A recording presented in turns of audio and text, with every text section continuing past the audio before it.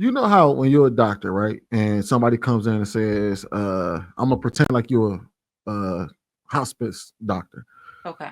And somebody comes in and let's say broke they they broke their forearm. You can put the pieces back together. You can put the screws in, right? Mm-hmm. You can sew them up, but the body heals on its own, right? The Like body, yeah, it'll the eventually body, like heal. even though you've done all that, you not their healer. The body is, No, right? the body, right. So to think of it, to rope it back to the conversation, to think of it, when they say heal a broken man, not only is the woman not responsible for his heal, to heal him, he's not even responsible to heal because he can't heal himself. He's responsible for seeking healing. But I would argue, and I'm speaking specifically from a marriage standpoint or somebody you plan to actually do life with, it is all hands on deck in the healing process.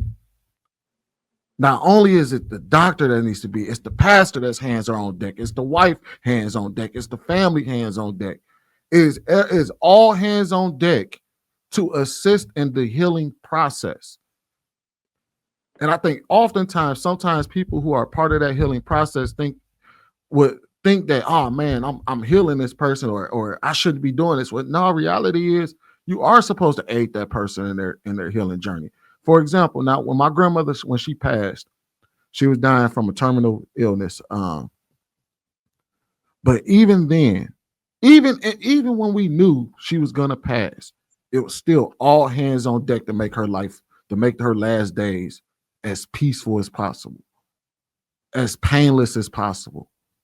Where people were carrying her up the stairs and down the stairs, where people were showing up and feeding her, where people were rubbing the ointment on her when you know when you're in the bed and you get bedridden, you get kind of get the bed sores, and people were washing her body and they were talking to her to make sure that she was at least, you know what I mean, get that conversation and things like that. They were making sure that people, they didn't allow people into the house to bring chaos into her life during these last days of her life. So I would argue that I would, in these scenarios where we're talking about broken people, obviously I would argue that when we're talking about the safety of everybody else, when that person is a danger to those around them, even in that healing process, when I say all hands on deck, is getting that person into the space where he's no longer a danger to himself and others around him, but he's in a place that can help him, is all a part of assisting in that healing process.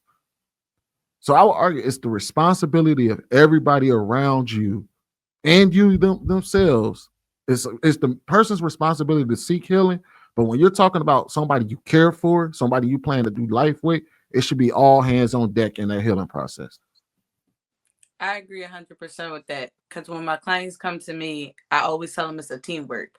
I'm only doing part of the work. You got to do the part. So if you're not going home and stretching, if you're not drinking plenty of water, if you're not, doing things like taking Epsom salt baths, whatever, or going to your physical therapy like your doctor, like if we are not doing this as a team, it's pointless. It takes two to tango. I can't do all the work by myself, just like you can't do all the work by yourself. We're here to help each other, here to assist. We need people. As much as we claim to be so independent, we need people. I need people. But Jasmine, how would you heal a man? Let's say you're the wife of a man and you divorced. You came into his life when he was up. He had everything. He worked for 20 years.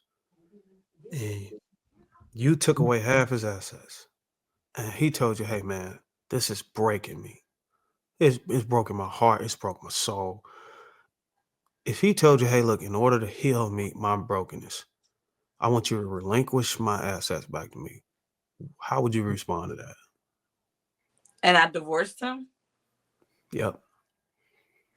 All right, so let me put myself in that mind frame. I probably wouldn't care. Obviously, if I divorced, I'm being honest. If I divorced There him you and I'm motherfucking go. leaving, I don't care. I, and that right there is two cases. A case where the woman won't take responsibility for breaking the man, and another case where if a man actually said it the way I said it and came out emotionally, you can see how unsafe that would make him feel. or Yeah, even I how get it. unsafe it'll make them feel trying to go into a marriage. Now you, by your own words, can see why men wouldn't sign up for divorce. I I mean, sign up understand. for marriage. No, sign up. But I am a woman. I am a wife. But I had to put myself in that mind frame, because like if I'm divorcing you and I'm taking half of it, obviously I don't care about you. I can't possibly care about you. And you're telling me it's breaking. Why would I give it back? I don't care. I didn't care enough when I divorced you. I didn't care enough when I took half of your asset. You think I'm gonna care that you're broken now? Like I don't care. like I don't care,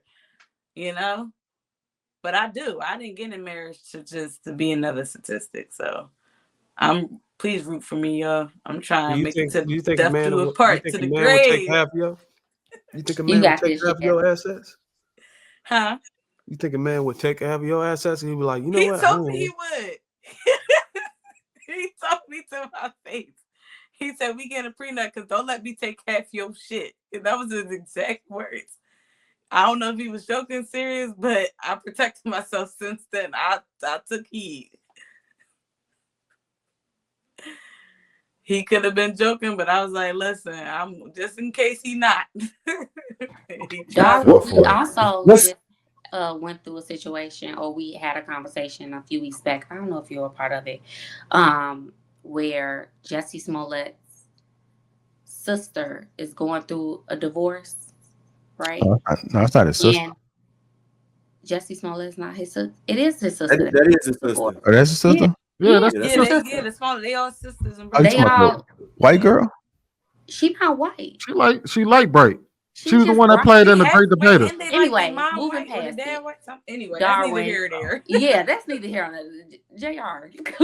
That's his sister. You saw Juicy Smollett? So they, her husband is trying to take half of her assets that she had already had way before he even came in the picture. So I just want to throw that out there. There are men that also will take half a woman's assets and not care about it as well, based on the same premises that some women decide to do it. So he felt like he, got accustomed to a lifestyle. He wants that lifestyle to continue. That's how those women in those situations feel as well. So I think in both situations, the person can be heartless and decide that they just don't want to, they don't care. I'm gonna be honest with you, Ty. I think he was being, because you remember with that. I think he's honestly just bitter for some reason. He is bitter. He's bitter because she left. Because they marriage has been they divorce has been finalized for at least the better part of the last 2 or 3 years, and he's going back to actually get more assets out of her. So there's only one or two things that could be happening here. Either she had assets that he didn't know about, and that weren't discussed in the divorce proceedings, or he's just being bitter and he won't get shit. But if he did she marry a white man? No, it was a black dude. It's a black. I think he might have been light bright too, though. So it don't matter. It don't matter. Black is black is black is black. Okay. No, ain't all black the same black.